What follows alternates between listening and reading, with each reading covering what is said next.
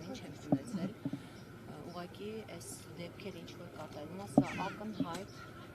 ապօրինի եւ ամեն օրենքից դուրս գործողություն է, ու թող սա մեր քաղաքացիները տեսնելով հասկանան, որ սա կարող է բոլորի դուրը թակել ու որևէ մեկի ապրելու ձևը, շարժվելու ձևը կամ չգիտեմ որևէ մի բան, եթե որևէ մեկին դուր չեկավ ցանկացած պահի, իմացեք, որ ցանկացած ձևով սա կարող է բոլորին առնչվել։ Մի մարդ, ով ամբողջ կյանքում բարեգործություն է արել, եւ մենք դեռ շատ փոքր ենք եղել ու ես դա միշտ տեսել եմ, դեռս քաղաքականության մեջ չի եղել կամ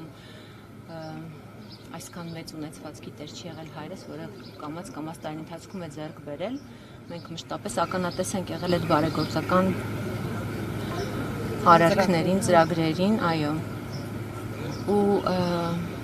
հիմա նմանատիպ վարմունք, նմանատիպ պահվածքը ուղղակի աններելի է ու բարեգործի հետ նման կերպ վարվել, ձեռքերը շղթայած, տուն մտնել 13 ժամ հետախուզություն անել ու որևէ լուրջ բան չգտնել, երկրորդ անգամ նույն բանը կրկնել, մի անգամ էս ամեն ինչի միջով անցան, կալանավորեցին, տունը խուզարկեցին, հնարավոր ու անհնար միջոցներն օգտագործեցին, գործունեություն դադարեցին, գործաններ փակեցին, բացեցին, ինչ ասեք արեցին այս 8 տարվա ընթացքում որևէ հիմք, որևէ լուրջ բան չգտնելով, հիմա գալ ու գտնել ինչ որ կենդանիներ, որ մարդ տարիներ շարունակ պահել է կենդանիներին,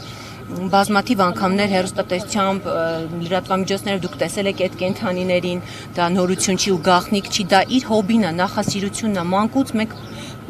շատ շուտ ժամանակվանից մենք այդ կենդանիներին պահում ենք, թորնիկների հետ գնում կերակրում են կենդանիներին, բադիկներին հաց են տալիս, չգիտեմ, այդ այն տարածքն է, որտեղ ընտանիքով ժամանակ են անցկացնում, ձուկ են որսում, ու այդ ամեն ինչը հիմա տեսնել, նկատել ու կենդանիներին քնեցնել, տեղափոխել գազանանոց, որտեղ եղած կենդանիներին նորմալ չեն կարողանում պահել, սա ուղղակի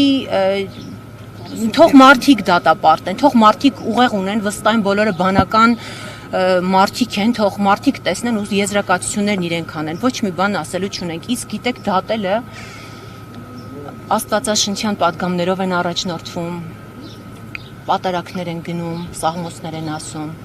բայց քրիստոնյայի կյանքը դա ամենօրյա աշխատանքի, ամենօրյա ապրելու ձև է, ամենօրյա ապրելու ոճ է, ապրելու կերպ է, չես կարող ուրիշ բան խոսել, ուրիշ բան անել։ Ուզում ասել ուղղակի մարդը մարդուն չի կարող դատել։ Բոլորի դատավորը Աստված է, որ երկնքում նստած տեսնում է բոլորի արած գործերը ու ինչը ունի սկիզբ, Սողոմոն իմաստունի մատանու պատմությունը կարծեմ բոլորդ գիտեք, որ սա էլ կանցնի, վստահ եմ սա էլ է անցնելու, բայց կան բաներ կյանքում, որոնք անդառնալի փոփոխություններ են բերում, ուղղակի սա էլ կանցնի, մենք այս դատական պրոցեսով անցել ենք, հայրս կալանքի մեջ եղել է մի ամիս, ամուսինս էլ էս պահին տնային կալանքի մեջ կանցնի, վստահ եմ ամեն ինչ կանցնի, մենք հանդուրժ